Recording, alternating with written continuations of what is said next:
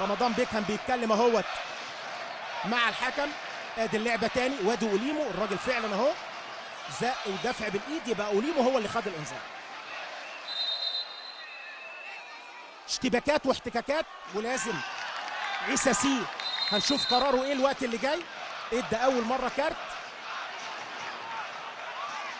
لاوليمو يانجو، وهنشوف دلوقتي في الكارت لمين. مش ممكن الراجل بيدي كارت احمر ولا ايه؟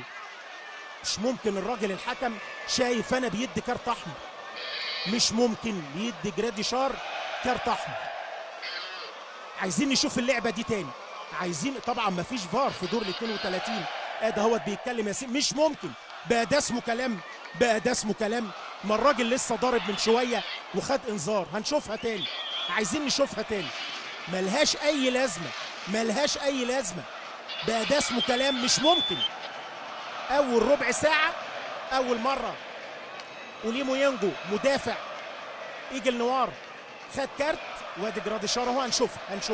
هنشوف كده جراديشار. لا لا يا راجل، يا راجل بقى ده كوع ياخد كارت احمر، بقى ده كوع ياخد كارت احمر. مش ممكن، مش ممكن.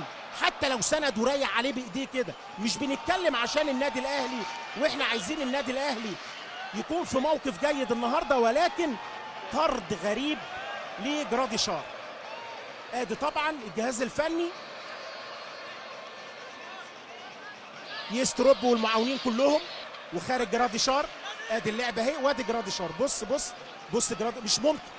حتى الاعاده مش لاحقه تجيب الكوع، الاعاده مش لاحقه تجيب الكوع.